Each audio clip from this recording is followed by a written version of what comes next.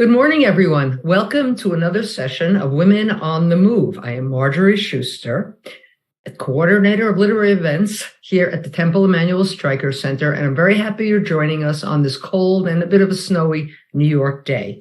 We're very happy today that author and psychotherapist Amy Bloom is with us to discuss her book, In Love, upon its paperback release, which was just a couple of days ago. This topic is a little more serious than we usually discuss, but Amy handles this with such compassion, and it'll be a wonderful, wonderful discussion. In conversation with her today is Jordana Bloom. We're very, very happy Jordana is back with us. She's a podcaster and author as well. As usual, please write your questions in the chat feature of Zoom, and we'll get to just about as many as we possibly can.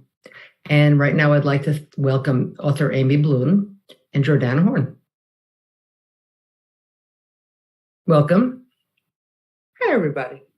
Hi, everyone. Discussion, and I'll log off now. Thanks so much, Marjorie. We're here to talk about Amy Bloom's work, but most specifically, as Marjorie mentioned, her memoir, In Love, a memoir of love and loss. In January 2020, Amy Bloom traveled with her husband, Brian, to Switzerland, where he was helped by the Swiss organization Digitas to end his life while Amy sat with him and held his hand. Brian had Alzheimer's, and for the last year of his life, Amy had struggled to find a way to support his wish to take control of his death. In Love is Bloom's intimate, authentic, and very, very vivid account of losing Brian. It's a remarkable, powerful, and honest book. And I'd like to start by saying that I'm so sorry for your loss, and thank you so much for being here with us today. Oh, thank you. Thank you. For those who in the audience who may not have read the book, and there is an opportunity to get the book popping up in the chat for you, I want to make it clear that this book is very much a love story, and it's one in which we as readers truly get to know Brian, his intellect and his quirks and his humor. And I have to tell you, Amy, we sort of fall in love with him too, because you describe everything from, I'm thinking of his Lego prowess as both an architect and a grandfather. But you also show your marital spats as well, and the bickering endemic to all married couples, no matter how in love they may be. You've made him very real. So I wanted to start by asking you how you decided what to share and what picture you wanted to draw of your living marriage in the minds of your readers. Well, part of it was exactly making that decision, which it's not a life. It's a portrait of a life, which is very different. And what moments you want to capture and what moments you're going to let go. I certainly wanted Brian to be, real and vivid and his lovable self. His best friend wrote to me after I had sent him a draft of the memoir and said, "Oh, BA would have been so pleased. You make him look good."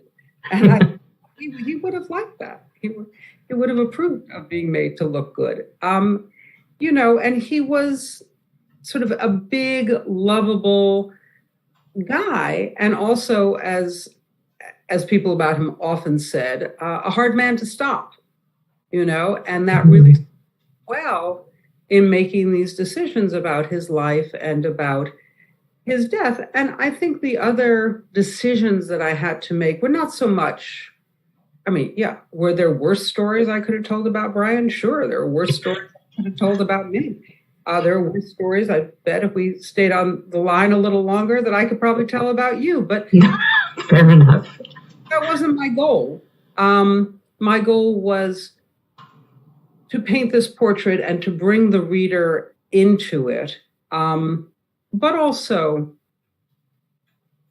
I think, to be reasonably tactful. Which I don't always succeed in real life, but you have an opportunity. That's what revision is for.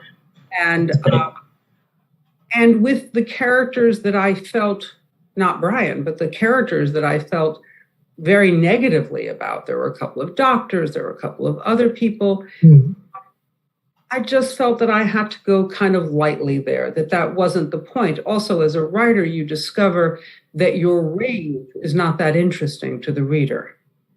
We as people could dig into our rage and our feelings of being hard done by and mistreated at some point. But as we all know, it's like telling somebody your dream. It's interesting for about half a minute. Right. Much more interesting for the teller than for the listener, for sure. You, though, it was particularly interesting to me as a love story, how you have to listen to your husband as he's saying the words that no loving spouse wants to hear, right? The words that your spouse wants to end their life. But in a sense, because he told Dignitas in a passage that I'll quote from the book, he said, I don't want to end my life, but I would rather end it while I'm still myself rather than become less and less of a person. Would you mind talking a little bit about how he came to this decision and your journey along that way? Well, Brian coming to the decision did not take very long. We got the diagnosis, I would say maybe on a Thursday, and by Monday, he had made up his mind, which didn't surprise me. He was a pretty hard-charging guy. He was always himself. His interest in not being himself was really minimal. And he said to me, you know how I am. I would rather die on my feet than live on my knees. And I said, you don't have to do this.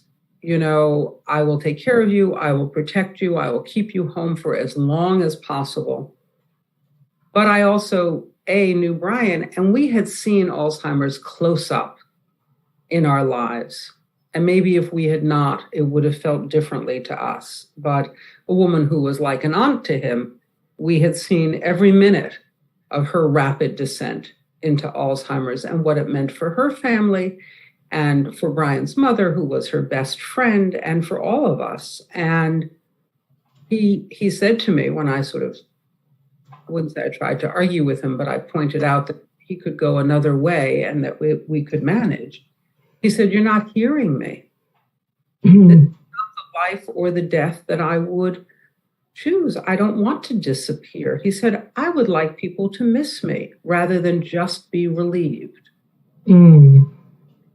That's very powerful. And in the book, the portraits that you paint of Yvonne's friend and of her gradual decline, I mean, it's very, I will say it's very hard, I would think, for anyone to read this book and not that it's a question of sides, but not be on your side and not at the very least understand where he's coming from and where you're coming from as his spouse. And you write in the book, we're not going to go into rage so much, but you do write in the book that the right to die in America is about as meaningful as the right to eat or the right to decent housing. You've got the right, but it doesn't mean that you're going to get the goods. Can you please talk a little bit about the physician-assisted dying laws in the United States and where they fell short for you and Brian? What necessitated you having to look to Switzerland for the course of action that you took? Well, they fell short, the 10 states, including Washington, D.C., who have right to die laws, right to physician-assisted death. Not just for Brian, they will fall short for anybody with dementia, period. And that's actually true in most other countries as well, even in countries that have slightly more liberal and more access to physician-assisted death, not if you have dementia. Because with dementia, the mind ends long before the body ends, usually. And all of these laws, all the right to die laws, are based on having a terminal disease where you have 6 months left to live, and you have two physicians asserting that you have 6 months left to live. Well, if you have Alzheimer's and you are at the point where your body has 6 months left, your mind and your capacity for cognitive decisions and your capacity for discernment have long left. And so it has no meaning. It's not just, in our particular case, it's simply not available. And your advance directives, alas, will usually mean nothing. And that's a very hard, I'm reluctant to use the pill to swallow analogy, but that really is a very difficult thing. I think for most readers who, perhaps like me, come to this with a fundamental ignorance of all of these circumstances, and this sort of amorphous belief that we'll be able to end life as we see it. And you're telling people that is not the case. It is true that it's not the case. And it's also true that that's really why I wrote the book. I wrote the book. Somebody in an interview said, "Oh, did you write the book because your husband asked you to?" And I said, "I wrote the book because my husband told me to." It was the thing he really wanted. He felt, as he said on one occasion, if we have a leaky faucet, we call a plumber. If we have a story, we call a writer.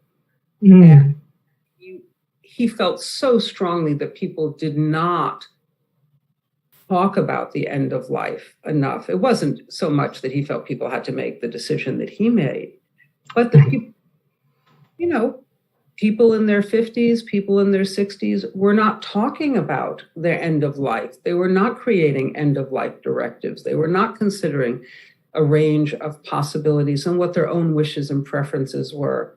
And of course, I knew that to be true because I remember having to chase my own parents around their small house, when they were in their early 80s, just to get them to have a discussion about what they wanted and the possibility of moving to assisted living and making living wills, and literally in a small house managing to spend 3 days chasing them from the kitchen to the living room to the backyard just to get them to talk about it.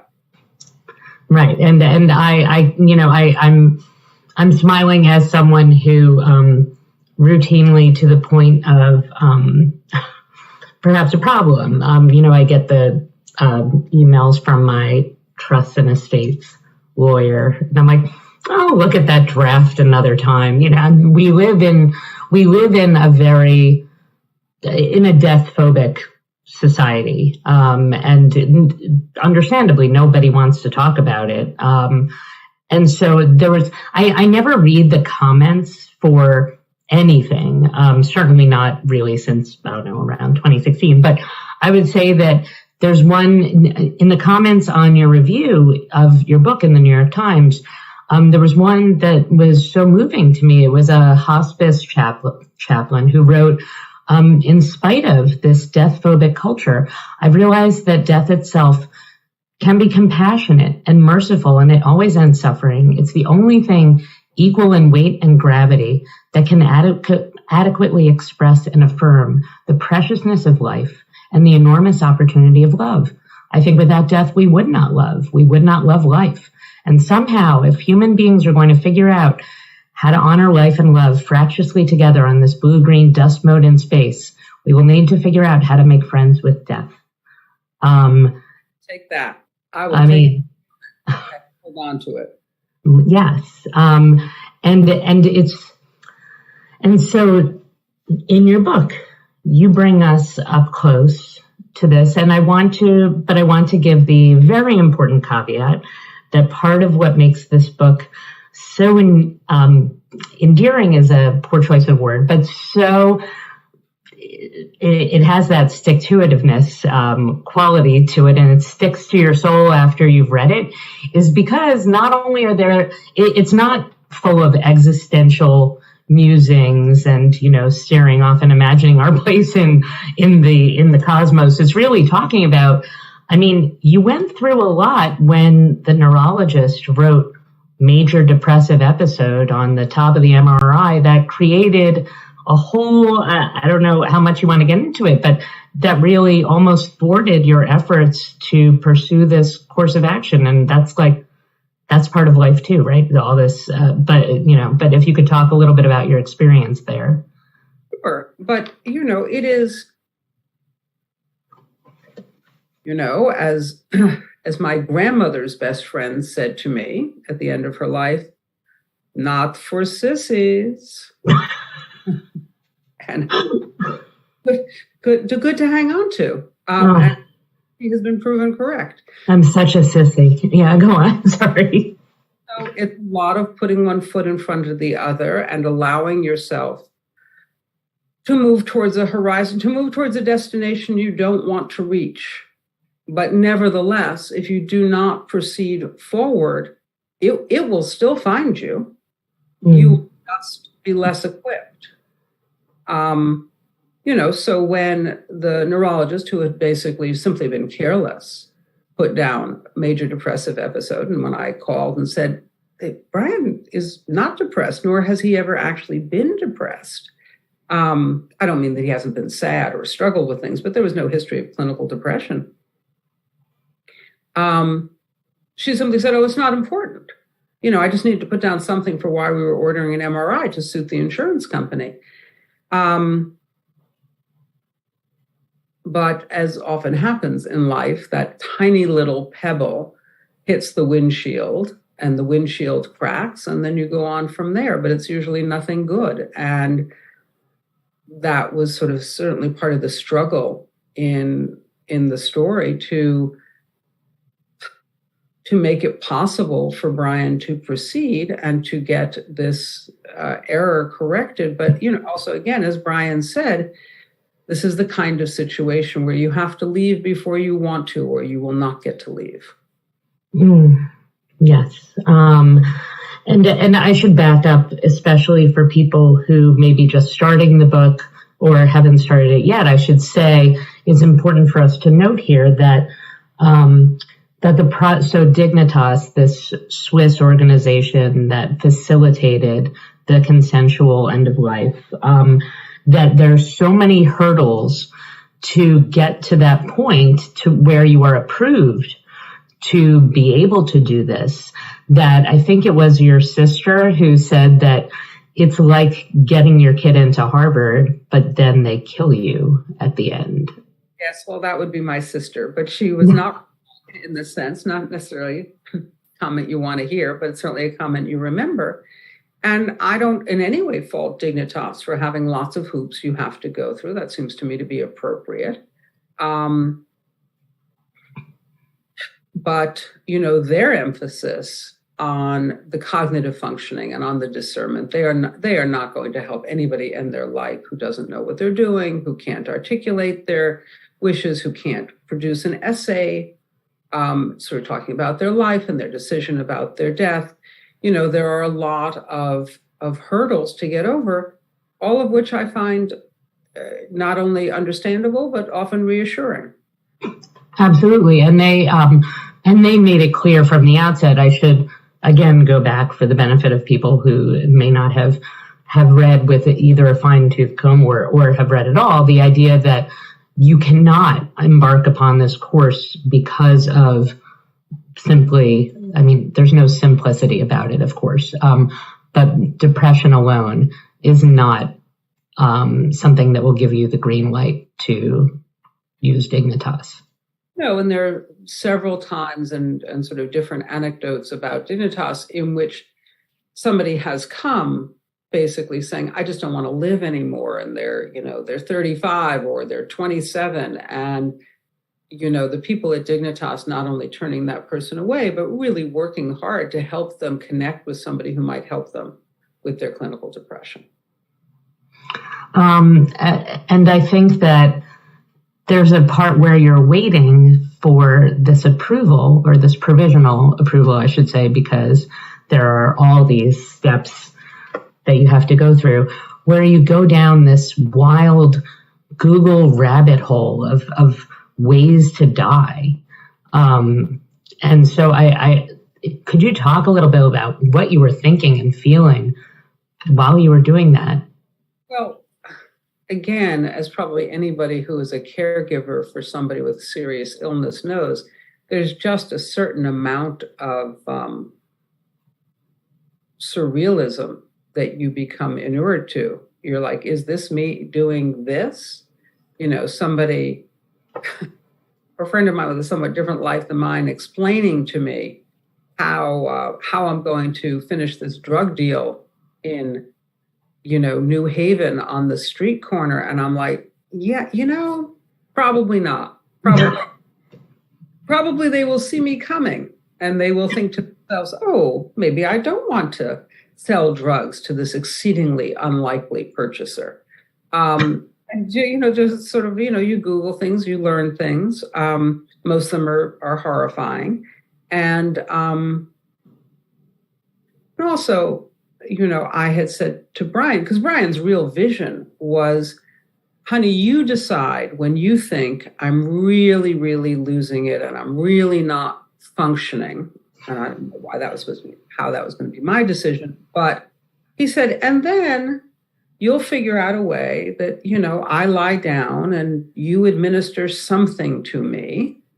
And then that's that. And I said to him, honey, I don't know that I will go to prison for this, but I probably will have to fight going to prison for this. And he was very disappointed. And then he came back a couple of minutes later and he said, you'd be great in prison. You're so remorseful. So great in prison. And then, right. And then why don't you just watch some Orange is the New Black and, just figure it out. Well, that was not the course that you took, as you describe very vividly. And I wanted to talk to you a little bit about whether you found that your experience as a fiction writer influenced either how you lived this period of your life or how you portrayed it. Oh, I don't know that being a fiction writer helped me live this life. I had an office to run to periodically, sit and cry. And as it turns out, you can cry and type at the same time. So that, I don't think it was so much the experience as a fiction writer in particular, but certainly the experience of not being a memoir writer was helpful, but it was simply how it was for me. I don't read a lot of memoir. I had no wish to write a memoir. I can assure you that I have no intention of ever writing a memoir again. And so maybe that was helpful. I just didn't know, and I didn't know what I didn't know. And mostly the writing occurred after he had passed, but I was lucky enough, as it turns out,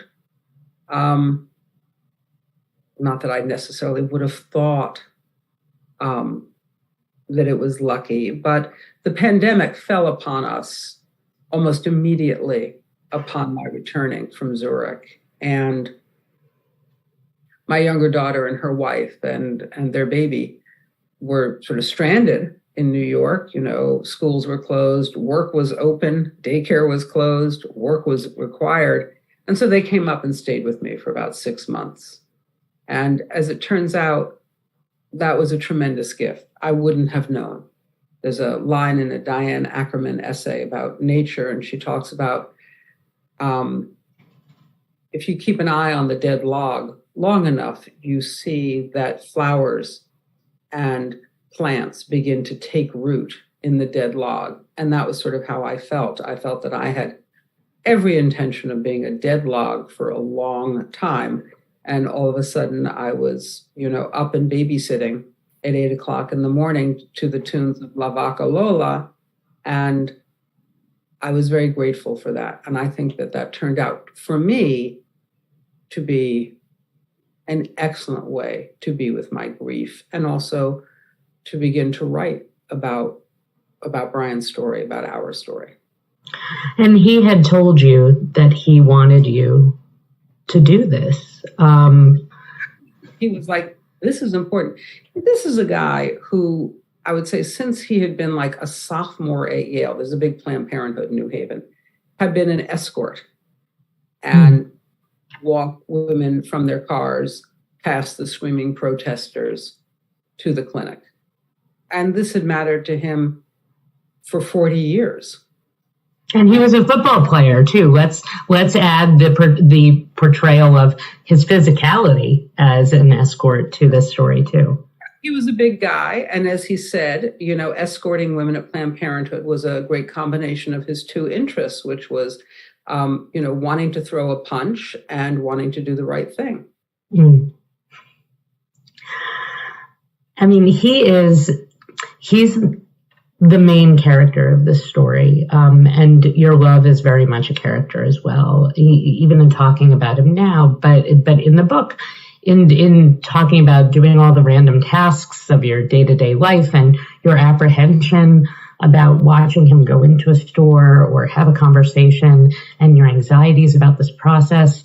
And so I wanted to ask you, because I've read your fiction, which all, love is this common denominator throughout your fiction.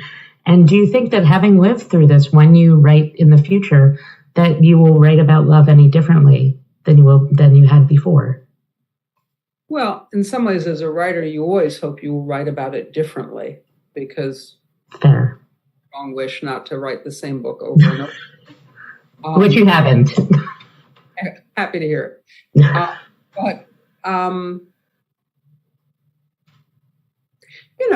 Partially as I get older, I am more interested in older people in love than 19-year-old people in love.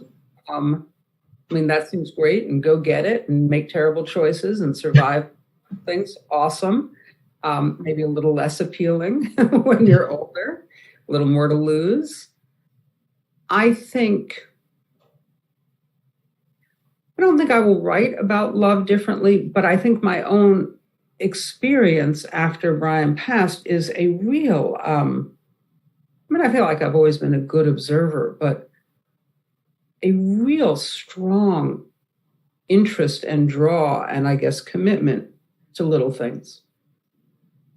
It's not that I don't observe them anyway, but I am, as most writers are, I'm like a little too permeable. I remember playing tennis, and I was so interested in the fight between the woman and her husband on the next court, where I thought, oh my goodness, she's going to actually murder him. Oh, look, that's so exciting. And then I got hit in the face with a ball. I'd forgotten what I was doing. And I was like, look to the people and, sort of taking mental notes. It was so interesting. And the things the lady was saying were so mean and apparently accurate. And it would seem to me things you could not survive. And yet there they were walking off, sharing a water bottle. And I'm surprised I get hit in the face with a ball every time I play tennis. So I think for me now, I'm pretty willing. I'm more than pretty willing. I am invested in the sunset, in the way the snow falls on the water, in the little kid learning how to read and all of a sudden reading. I just do not rush through that stuff anymore. And I think that that's very much a result of what Brian and I went through. Sorry. You write in your book a lot about the frequency of tears coming, and and apparently it's catching, because I have it too. So thanks for that. Sorry. I wanted to know, I was curious to see if you had what your experience has been. This is the paperback that's come out. And so you've had a while to have reactions to the book. I wanted to know, what have you heard from your readers? Have you heard any reaction from Dignitas or anything? Nothing? No, I think Dignitas would. It did not surprise me. I assumed that they were going to stick with their stance of being largely anonymous until you get further on in the process, and always discreet and utterly self-effacing, at the same time having a very clear protocol. What amazed me, so there were just hundreds and hundreds and hundreds and hundreds of emails. And what amazed me is that 98% of them, 99% of them were from either people who had had Alzheimer's in their families and had had to make end-of-life decisions, just simply wanting to share their story, simply writing and saying, thank you for the book. I want to tell you what happened to us. I want to tell you how we handled this. And also from palliative care medical people, from hospice people, from one gerontologist said to me, I have never been able to figure out how to raise these issues with families for whom Alzheimer's or another form of dementia was an issue. I'm simply leaving 2 copies of your book in my waiting room at all times. That just meant the world to me, because that really was what Brian wanted. He wanted people to think about this and talk about this more openly and earlier, to actually consider planning things rather than being done to. I used to say, Brian's 3 guiding principles were: take yes for an answer, better to ask forgiveness than ask permission. He was raised Catholic. And if there's going to be a fight, throw the first punch. And I think that was very much part of his response. We were friends with several couples in which the guy had played football. And of those 4 couples, 3 of the guys developed Alzheimer's. And I think one of the greatest gifts for me was that the wife of one of them actually texted me and said, can I come by? And, she came and we hung out. And she said, for us, this was sort of a ton of bricks. And by the time he had been diagnosed, it was already too late. Like us, Alzheimer's diagnosis that you mostly understand in hindsight. Right. I was lucky enough, Brian was lucky enough, given his wishes, that he noticed his real, he didn't notice his difficulties with executive function, which is usually how it is, but he did notice his difficulties with memory. And it was Brian who said, I guess we should go talk to somebody about this, which is not the way it usually goes. And when my friend came and talked to me, she said, I just want you to know. And again, this was quite a religious person. If this had been available to us, I know that that's what we would have done. It wasn't available, she said, but I want you to know that from my point of view, you and Brian did the right thing. And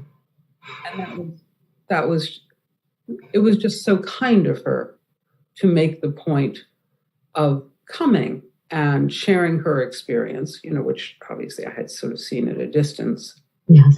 Also, being able to think about our experience from her own standpoint. And it was just, but by and large, I'm sure that there are people who disagree with our decision, which is entirely their right to do. I don't see this book as an argument. With my novels, often interviewers will say, what did you want people to take away from the book? And I always say, I want them to take away whatever it is they want to take away. I hope that the book has some value or meaning, but the book is not an argument. It's just a description.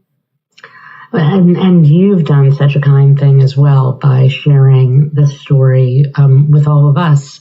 And I have so many wonderful audience questions that I could keep talking to. It would be selfish and unfair. So I'm going to share some of the audience questions with you. Olivia asks, now that Amy has been promoting this extraordinary book for some time, and I've been fortunate enough to hear her speak about it previously, how has she emotionally dealt with reliving this over and over again? Well, I understand the question. Before the book came out last year, I actually asked a friend of mine to put together a group of her friends, people I didn't know, like the other half of the friendship, the people I didn't know, and do sort of like a mock audience so that I would read a little bit and they would ask questions. And I said to them, do not be tactful. I said, just whatever occurs to you. Because I thought, I have got to practice. I can't actually go to an audience, even on Zoom, and without just dissolving.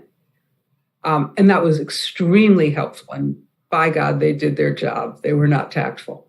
And it was extremely helpful. And I thought, oh, okay, I have done that. Also, I started out in the theater, and that was helpful too, that there are always going to be moments for me when the feelings just rise up. That is the thing I think about emotion, and certainly about grief. It ebbs and it flows, but when it is flowing, there's no getting away from it. Having to do the audiobook, not having to do it, I was glad that they asked me. I was glad that I got to do it. Was also really good training, and it's also the excellent advice of Dolly Parton, who says, when you are performing, you always keep a little bit back, a little bit for yourself. And I found that to be very good advice. That is good advice. Ronnie made a comment saying, so grateful that you're dealing with this. My husband passed away in mid-December. Ronnie, we're sorry. And it was not the end-of-life experience anybody should have. My senior dog was treated more humanely. Sharon asked you, in your book, it's clear that family members did not get a vote on Brian's decision. So were there family members who had trouble with this decision and couldn't remain silent? Well, we were lucky enough. There were several things. Brian didn't have his own children, which I think probably would have made a tremendous difference. But these were his siblings and his mother. And by and large, everybody was very supportive. I think really helped in that by his mother, a very religious Catholic, who said to me when we finally spoke about it, after the diagnosis, and I told her what we were doing, and I wanted to tell her by myself, because if she had a really painful or angry or distressed response, I didn't want Brian to have to confront that. I thought we would get there, but instead she said, I prayed about it all night, and I am shocked to find that I am relieved. She said, I did not want that for my boy, that long, terrible end that she had just seen with her best friend. And once that support was there, first of all, that was all that mattered to Brian. He had some interest in how his siblings felt about it, but not much. I'm sorry to say that would have been true before his Alzheimer's as well. He loved his siblings, but he had moved further away from home than most of the rest of them, and gone his own way. And he loved them and cared about them. But it was very much his decision that we would not deeply engage with the rest of his extended family in the decision-making process. Brian's feeling was that the decision-making process consisted of Brian, and then coming in a distant second, me. And then that was the end of that. Yeah, some obviously, mostly people, I think, probably kept their mouths shut. He did have one old friend who would periodically send emails, which were like a parody. They were like something you'd read on Reddit, right? It was like, hey, Brian, heard about this. I Googled Alzheimer's. I don't think it's that bad. I had an uncle who had Alzheimer's, and he came to every family reunion. We had some beers and some laughs, and it was, everything seemed great for him. No words. We'll leave that there. That's right. Ruth Ellen asks, Ms. Bloom, how much do you think that your professional background as a therapist and social worker contributed to your ability to effectively act as Brian's advocate/guide, my choice of words, hers, Ruth Ellen's, in fulfilling his end-of-life wishes? I fear that many people who are in a similar situation without such experience would face many more obstacles and perhaps be much less likely to succeed. Well, I appreciate your confidence in psychotherapy as a practice. I don't know that being a therapist helped me very much. I think, honestly, being trained as a social worker meant, and having spent, I was a medical social worker when I started out as a baby. I spent a lot of time looking at people and observing things, including their health. And when Brian's diagnosis came, I was crushed, but I was not actually surprised. And that probably is a result of my training. For the rest, I think it depends on your nature, really, more than your professional background.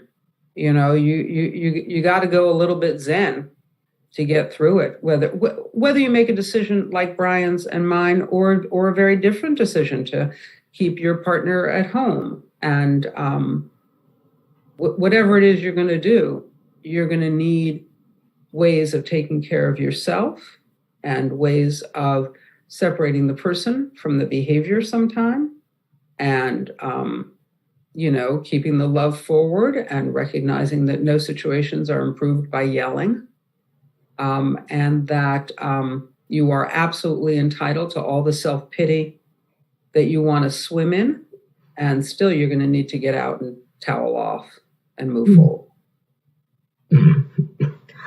Gloria wants to know if you early on entertained any fantasies of miracle cures presenting themselves. Alas, no. I would say that is not in my nature. And I think there are a few people who their questions sort of speak to not yet having read the book. And so I appreciate those questions, but I'm not going to ask them. I'm going to go into the questions that are in more depth about things that have not yet been touched upon. Patricia asks, how did the Alzheimer professional community respond to Brian's choice? Or have they responded to you? I have not heard a thing from any Alzheimer's professional organization. Okay.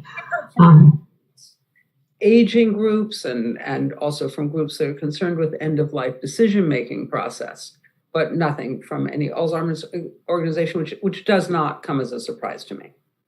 Okay. Carol says, I'm sorry for your loss. Were there legal implications upon your return to the U.S. from Switzerland? There were not. For example, in England, you will frequently read in The Guardian or the Daily Mail the story of a family going to Zurich, to Dignitas, and being met on their return with policemen on their doorstep.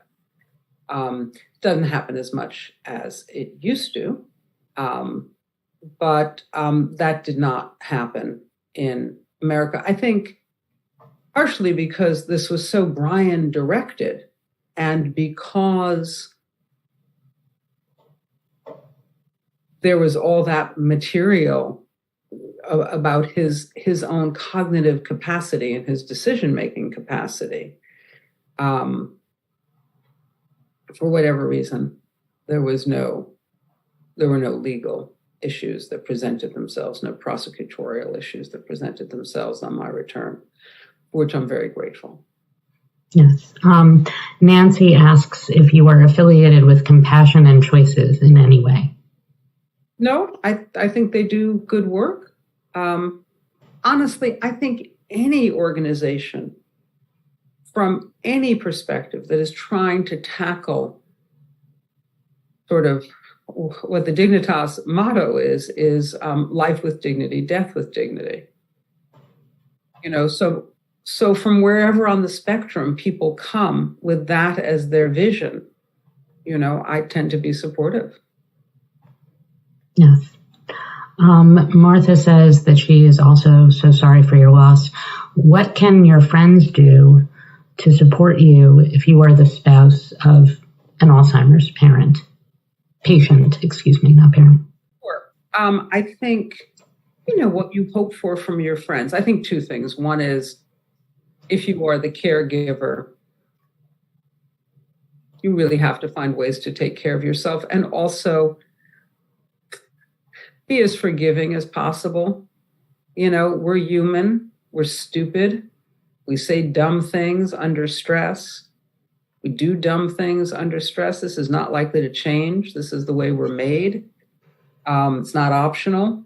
So be prepared to be forgiving, because it's easier in the end than holding a grudge. So that's part of it. But also, if you are that friend of somebody who is taking care of someone with Alzheimer's, the cocked head, how's it going, does nothing for nobody. If you wish to be helpful, think about how you can be helpful. If you wish to be helpful, then you say something like, Susie, I know you have to walk the dog 4 times a day. How about if I come and do the early morning run 3 days a week for the next couple of months? How would that be? And if they go, no, go away, what a horrible thing to say, then you can come up with something else. But let me know if you need anything. Is certainly not hurtful, but it is in no way helpful. Many members of our audience, perhaps unsurprisingly, have been affected by someone in their lives who has Alzheimer's. Elle comments, thank you so much for sharing this incredibly emotional life experience.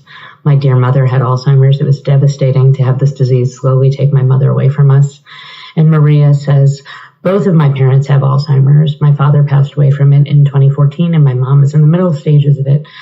This must have been a horrible decision for you to have to make with your husband. Do you ever feel upset thinking that you and your husband may have missed out on some good days that he may have had? Oh, sure. I don't regret Brian's decision, and I don't regret my helping him in the process. I regret all the time that he had Alzheimer's, all the time. That I don't expect that will end. And I think, again, sometimes it's just a question of your own nature. I don't spend a lot of time thinking about what else we could have had he not had this disease, because having the disease already changed so many things that he loved, never mind that we did, that he loved. His balance, for example, had been dramatically affected. And so for a guy who was a very outdoorsy guy, being basically unable to take a long walk without falling and gashing himself on his knee or his hand had already changed his experience of what he loved in his life. So I think back certainly to lots of things that were really joyful for us together and things that were really hard for us together. But I just don't think it's my temperament. I don't think a lot about, how would that trip to Lake Como have been had we been able? But I think that's also just that's my temperament. And you talked about, how so many times in this process, even up to the very end in Zurich, that they kept asking you, and asking more, truthfully, not asking you, but asking Brian, are you sure about this? If you want to change your mind, that option is available to you up to the very end. And we're going to keep asking you that. And you mentioned that in that room in Zurich, you were like, well, if there's someone's going to wave a magic wand and make everything go back to the way it was before he had any symptoms of dementia, then sure, but yes, there was a recognition that was behind you, as opposed to what lay in front of you. So I understand that. Ronnie asks, have you seen the French movie Everything is Fine? And if so, what did you think of it? I have not seen it. It's probably true that my capacity to engage in all media versions of this subject is a little limited. Yeah. So I haven't seen it. I can't comment on it. Okay. And let me see. Marcia asks, Amy, would you recommend changing anything about making arrangements for your departure from Switzerland? It must have been so hard to plan ahead.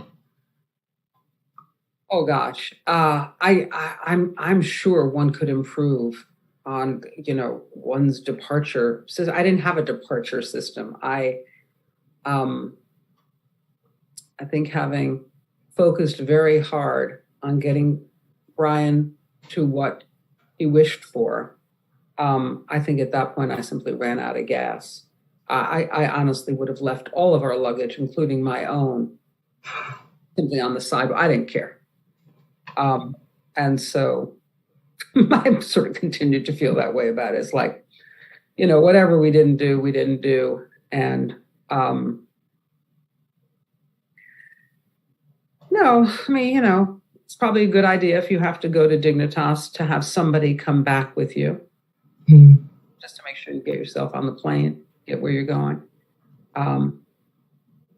But it's not essential. It would have been helpful. I mean, it was helpful. But everybody sort of, it doesn't matter.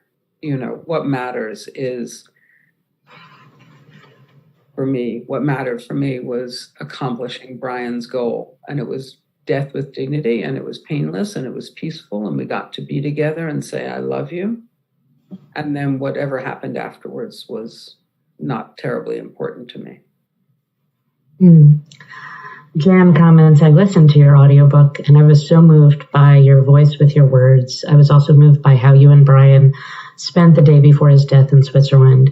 My heart ached with the kindness of your friend who didn't want you to travel home alone. You and Brian inspired that, I'm sure. It's a remarkable book of the courageous and brave decision made by Brian and agreed to by you. There's just a lot of kindness here. Diane asks, what is Amy doing now? Has she been going out socially? Well, it's a pandemic and I'm an old person, so I don't go out. I certainly don't go out indoors if I can help it. What have I been doing? Well, I'm working on a novel at my usual slog, because the memoir I wrote fairly quickly, probably in a certain amount of white heat. But in general, as a novelist, I'm extremely pokey. I had a book come out, I remember one time in Random House back in the days when, you really sort of had print advertisements for books. And this is my own publisher, and it was something like, after 7 long years. And I'm like, really? Really? You're checking your watch, like, 7. But so I'm working on a novel. I have a children's book coming out in May called Flower Girl, about a little girl who wants to be her Aunt Carmela's flower girl, but is appalled by the pink organza sparkles and ruffles, and so decides she won't be a flower girl. And then they come up with a better solution. So I like that. And I go I go out and about. It's not,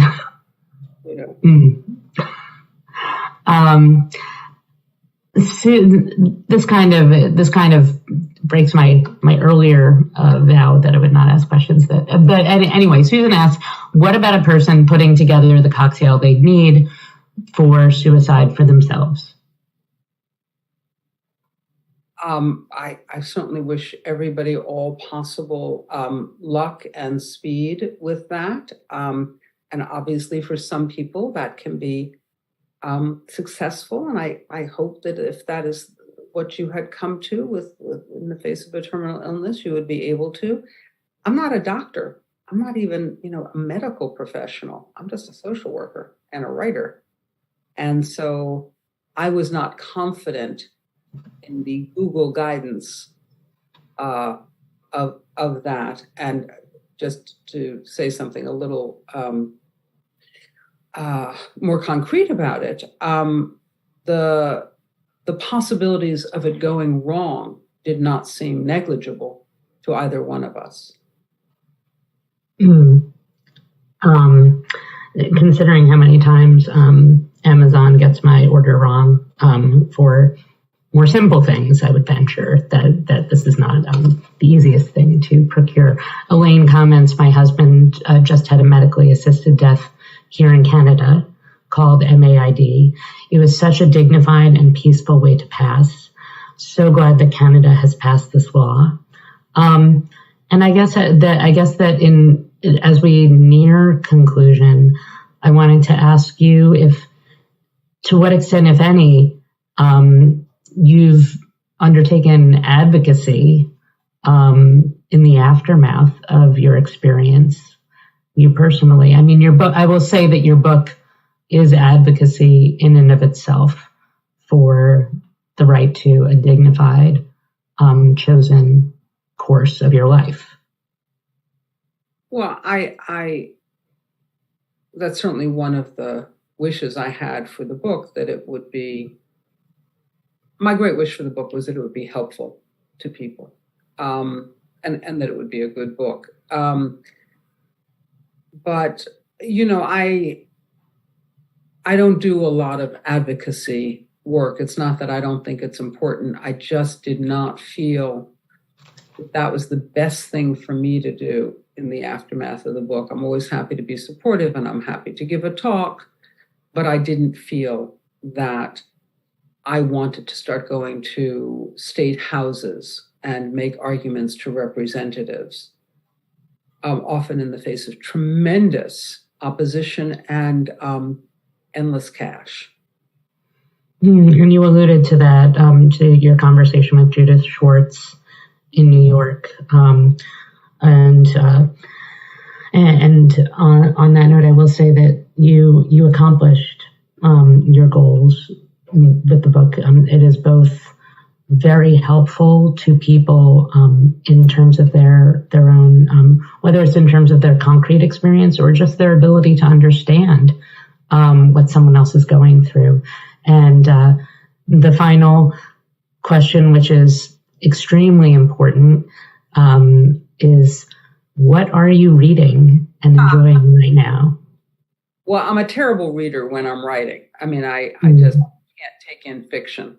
One of my really early experiences as a writer is I was finishing my first collection of short stories and made the terrible mistake of reading Reynolds Price, whose work is deeply located in the South. And all of a sudden, my people who were from Long Island or Brooklyn or the Bronx or, you know, lower Manhattan are suddenly saying things like, that dog won't hunt. And I'm like, this is a problem. I'm too permeable. Again, I can't read. So I don't read fiction when I'm writing. I read a lot of poetry. So I read my Janes, Hirschfield and Kenyon. I read Auden. I read Emily Dickinson. I read Mark Doty. I read Carl Phillips. I read Louise Gluck. I am really a bookseller at heart. I would always be happy to give people, you know, my playlist of books. But mostly when I'm writing, I don't really read, period. I don't read fiction. Sometimes I'll go back to something. So I'll go back to Persuasion, which I love partially because, you know, I appreciate Jane Austen, but also because it's so short. That's always a hopeful moment for me as a writer. Oh, look, it does not have to be 400 pages. Also, because she's such a good model, because she wrote under such difficult circumstances. And I think, you know, I've got light and heat, and I'm not sitting on a rickety wooden chair at a tiny little desk in my vile brother's carriage house, not to waste the light on my... Things are good. That is my view. I love it. And I also understand that you do also enjoy reading cookbooks. Oh, I do. Cookbooks, etiquette books, gardening books, all these things in which everything that is written and suggested is in fact above my level of competence and above my level of understanding. But they're all kind of aspirational in different ways. And they make me feel, you know, that if I live long enough, I might have more skills. I mean, I'm not sure that it really works that way. My guess is you live long enough, you make your peace with your lack of skills. I'm not taking up snowboarding anytime soon, but I do like to read like an Ottolenghi cookbook and think, I too, if I spent the time gathering those 37 ingredients, something amazing. As incongruous as it may seem with the subject matter of your memoir, I have truly enjoyed talking with you. Thank you so much for giving us your time. I'll flip it back over to Marjorie, but thank you for this book and thank you for today. Oh, Thank you. Thanks for having me here. I appreciate it. Well, first of all, thank you, both of you. Amy, that was very powerful and wonderful, really wonderful to listen to. We all, and judging by the comments and how everybody feels. Jordana, lovely job, perfect job. Now, in the last 2 moments, I will probably speak to you afterwards, Amy. I have a lot of really wonderful cookbooks to send to you. I don't know what you're missing, but I've got a few things I need to send to you.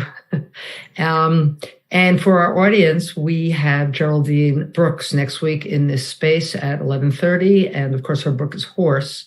Back to our more fun topics, but obviously this was so important and so valuable. I'm glad. So thank you both. And thank you for being with us. Bye-bye all. Record.